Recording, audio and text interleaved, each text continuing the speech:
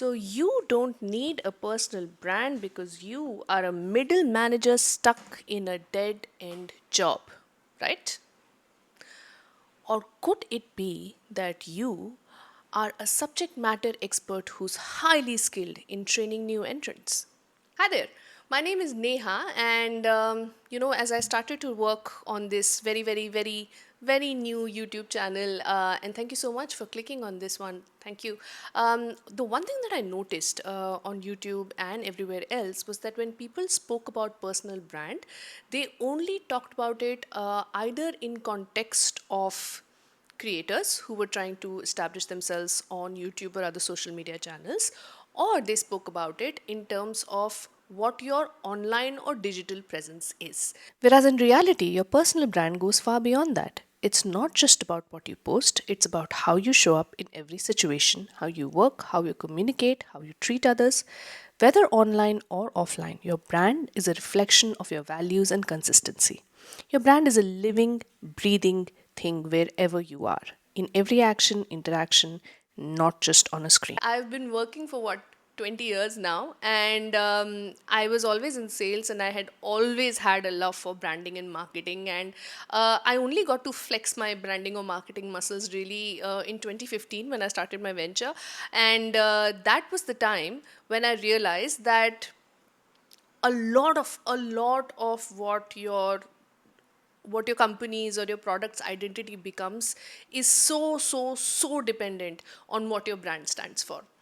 And then cut to last year when I got into coaching and I got certified as a coach myself, and I got to learn a completely new aspect of how we can look at corporate professional human behavior, or human behavior in general.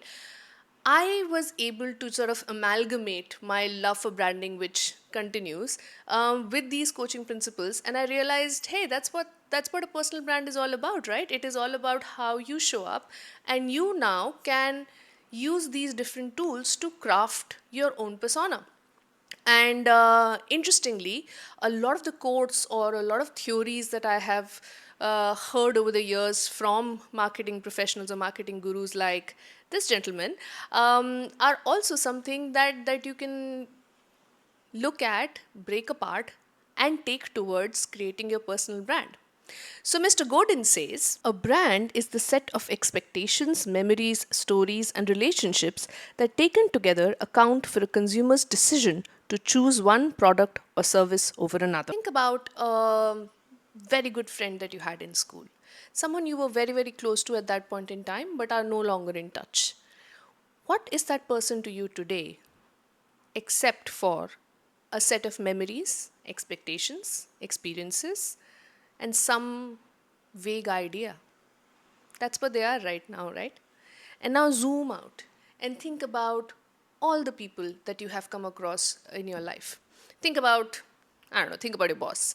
Um, that your boss is a perception or an idea that lives in your mind.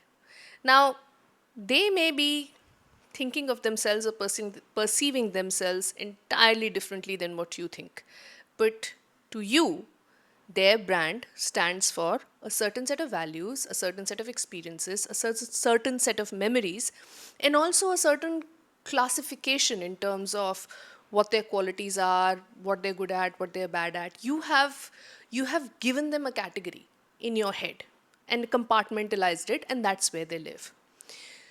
So now, if you were to mirror that whole idea and say, okay, so I am a brand as well. I am a brand that exists in other people's mind, and how can I define that?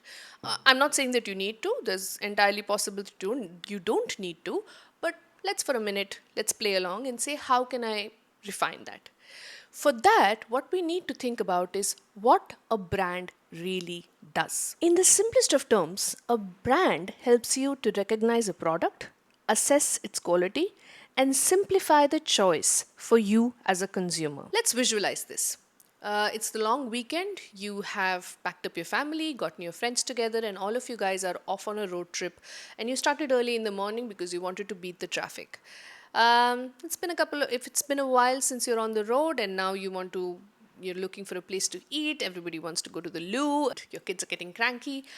So you want something that is convenient, that is fast, that tastes good, and that is hygienic. You will use your wants or what you are looking for as a measure to figure out or to simplify your choices, to say which are the stops that you will not take, which are the ones that you will probably consider. And there will be probably a couple of places in your mind which you're like, yeah, that's the place I want to go to because I went there the last time and the food was good, the ambience was okay, and it was a clean place for everybody to kind of freshen up. That's exactly what branding is, right?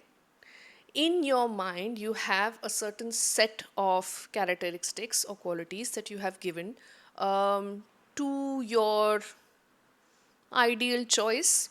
You've also considered a couple of compromises that you're willing to take, willing to make in case your ideal choice does not present itself. And you definitely 100% know what you will not go for. And then you have automatically also categorized certain places in this case or certain stops in this case which fall into that, which fall into your ideal category, certain which are like, yeah, okay, if I can't find anything better, I'll do that. And certainly some which you're never going to go to. So, in effect, what I'm trying to say is that even in our daily lives, for pretty much every decision that we take, there is certain amount of associative play that we do in our heads towards those decisions, just to make those decisions easier for ourselves. And the same logic applies when you look at things from the perspective of a future role, right? Whoever is the decision maker for your future role, they also have a certain set of characteristics in their mind which they feel are required, non-negotiables, some which are good to have, but if they don't exist, it's okay, and some which are 100% definitely a no-no. And it is a combination of the organization's culture, it is a combination of that person's values, the person who's making this decision, their values, their experience, their specific likes or dislikes, their understanding of what the role needs, their experience with the past person, whoever the person was who was doing that role, and what the organization really is looking to do in the future. A lot of it, of all the attributes that I mentioned, are possibly out of our control. Some certainly, definitely are. But if we were to simplify this whole thing, we have to only look at our fitment towards our dream role or our fitment towards the target audience that is going to make that decision in three simple parts. And they are who you are in terms of your persona, your qualifications, and your competence, what you do in terms of your exhibited values, your work experience, and your past success. And these two come together to help make the employer the decision of why you should be the choice for that particular role. This is where your personal brand comes in. You have to understand the three aspects in terms of your current brand, and you have to understand that in terms of what your dream role requires and see how best you can make that alignment. And that alignment would require you to exhibit the same values as much as possible. It would require you to learn or highlight the right skills, and it require you to create an evidence of reliability. That's all that anybody is ever looking for. The right fit, the right culture, and the right person for the job. Now, I recognize the fact that I'm taking a fairly complex idea and making it sound really simple. In real life, it might not be the case. And of course, if we are accepting or if we are starting from the point that it is that your brand is, or any brand is, an idea that lives in somebody else's mind, we have to accept the fact that maybe not everybody is willing to change their mind. Um, but I would also like you to consider the possibility that changing everybody's mind is not the battle we are here to win. because we possibly will not win it.